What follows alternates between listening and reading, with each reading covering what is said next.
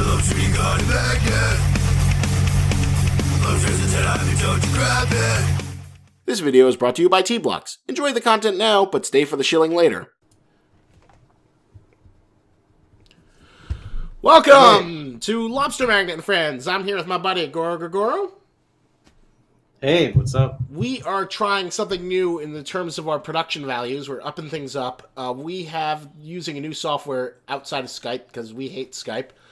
Goro, why don't you show the nice people what we now can do? Sure. Hold on. Let me just Just put show on my nice. Yeah. It didn't work quite as well as I would have liked because it was like on top of your head and I didn't frame it right. But yeah, we got these sticker things which you can sometimes see. My head right. Ah. Well, it worked perfectly with the no because that was like center in the head. So maybe try and avoid hat things.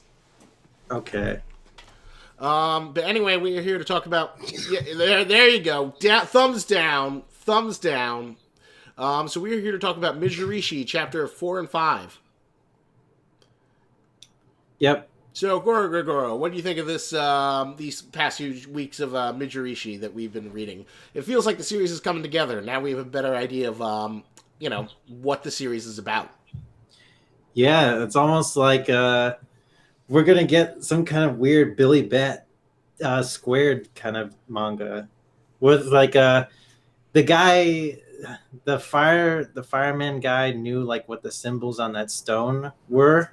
Even though he apparently never met the French director before. But there's this mysterious Kyoto woman thing, and yeah, she's there in the background. Yeah, apparently that was like his like foster mother or something. Yeah, so we don't know what she's about, but what I really loved was the chapter 4, where we sort of like get an idea of what like the main, the sort of big selling point of the series is. In the terms of like, the director wants to go do his scheme to convince the girl and the guy to go steal the lace maker painting, so he can eventually so they can sell his replacement for it.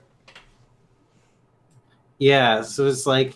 He has this kind of very illegal kind of forgery business, it seems. Like it's like a really shady like way of doing it. Like, because for instance, like he will borrow a painting and then like make like beautifully forged like copies of it and sell those copies. And of course, people don't like that, especially like when they think this painting is like stolen. But then he says he wants to put the painting back after it's made like a ton of money from the forgers. Yeah, it's like that's his ultimate thing. Oh, we're just taking it and we're gonna put it back. Yeah, which is like the ultimate nice guy sleazeball thing to say. Yeah, he's just like trying to rules lawyer it, like in a moral sense, I guess. Yeah, a little bit, but obviously, well, it's a nice mix in terms of like, he feels like he's like this magical character who's supposed to teach us the wonders of France, but he's obviously very shady, but he doesn't feel too creepy. No. Now that we know his like true objectives, like he just wants to make a shit ton of money, and he really likes the Louvre. He loves the Louvre, he loves France, and he wants to make a shit ton of money. What else could you be? And the girl and the father are forced to go... Yeah. And he's just like kind of... He considers himself a morally good person in some ways, like because he's going to return things back. He wants to return that little stone that he took back, even though probably no one in the museum noticed it was gone. And but it's kind of an interesting thing that's happening is like what is the significance of those markings on that stone, and why does that guy know what the markings are? Another Billy Bat level mystery. Yeah, it really reminded me of Billy Bat when I saw that. Like when he drew the markings on the floors, like I almost thought he was like gonna draw like Billy Bat in like one of those panels or something like that. Like those squares are like actually panels for Billy Bat or something. Some Nah, bullshit. just another good old mystery, another MacGuffin to lead us through. But the introduction of super sexy French firefighter Michel was an interesting, because he called through the father's bullshit. Yeah, yeah, he did. His father was like, he seems like a really bad liar, and like the kid is just too honest to like Well, she try. realizes her father's a dumbass, and she doesn't want him to become a thief, which is obviously what he's starting to become. This patsy for this uh, unscrupulous bucktooth guy who wants to Yeah, steal things in the name of profit in France. yeah. So It's now that you have a interesting. better sense of like what this manga is all about, are you starting to like warm up to it? Sort of like the mystery and the sense of connection to the history of French art. Yeah, I'd say. I'm kind of curious. Like now that the little girl basically told all the secrets to this guy, and and that and the grandma who can sing beautiful French songs. I wonder, where they're gonna go from here. Like, are they gonna call the whole thing off? Are they gonna be in on it? Or they gonna call the police and try and track it down this French forgery artist person? I don't know. We'll have to wait and see. I feel like this is building up to a heist, so I feel like somehow they're gonna wind up in the Louvre, and they're gonna there's gonna be some big heist sequence and a chase sequence. I don't think they're gonna get out of it that easily. But there's obviously greater mysteries at play here, and not like life or death mysteries, but interesting enough questions to be answered. Mm. Because this definitely feels like much more low stakes than his other works, like Monster or Billy Bat. It doesn't feel like Yeah, the fate of the world is like at stake here. yeah, which is pretty refreshing. I don't want him to keep on making, manga that's, raising the stakes more and more and more and more all the time. It's okay to have like a self-contained story like this. Yeah, because this seems like a mostly pretty simple compared to some of the other stuff he's done, and it feels like half of it is just sort of like to get an appreciation of France, and it's doing that good job with a character Yeah. who's like unscrupulous but still unlikable. So, what rating would you give these two chapters? Um, these are good chapters. I'd I'd give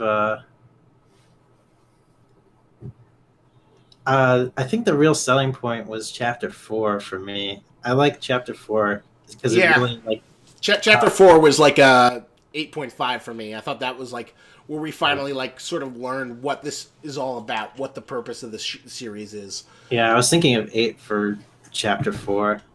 And I don't then know. uh, and then what would you think of whatchamacallit, chapter 7 or 5? Um, I mean, the series is it's going good.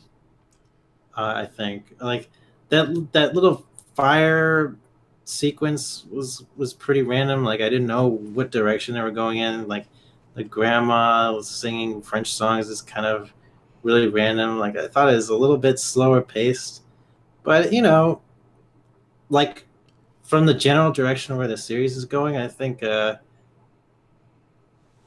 a good 7-ish Yeah, chapter. I think that's fair. It wasn't my favorite chapter because we're introduced to new elements. We don't quite really understand how they fit into the puzzle of the whole series.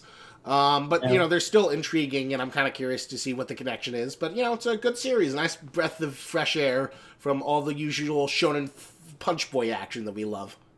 Yeah, and I think it was chapter 4 definitely that this series is really starting to hit its stride finally. Yeah. The chapter 4 was a big one because it felt like this is when this is becoming a thing. This is when we know what it's all about. Versus Yeah. like previously when we had no idea what the hell it's about.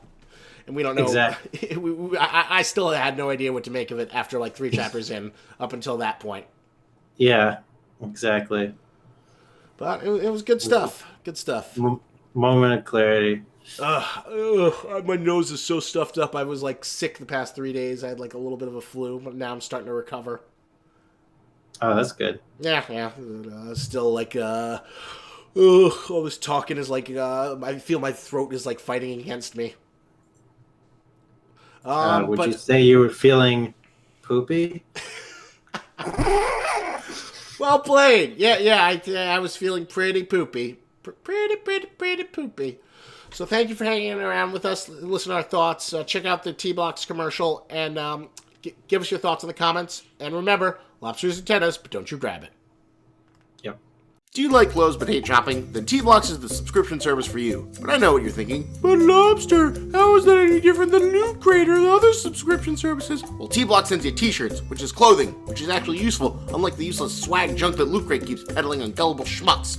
And this isn't just knockoff brand crap. T-Blocks hooks you up with licensed shirts for all the stuff you love, because you need clothes. How else are you going to keep your puny human man flesh protected from the elements? T-shirts are useful for any occasion. Wear them, give them to friends, give them to enemies, knit them together, make a quilt. T-shirts are life. And you know the best part? It'll only cost you $6.99. That's right, you can get 12 shirts sent to you for once a month for only $6.99. And you know what? If ultra cheap licensed goods are too basic for you, then there's also the Community T-Block set, which features original designs from the best up-and-coming artists so you can keep that hipster street cred. But I'm here to save you even more money! Use the code LOBSTERTBX at checkout and you'll save 10% on any order. Be a t-shirt wearing god amongst mortals. Use the power of the most expensive seafood to get you the cheapest t-shirts now!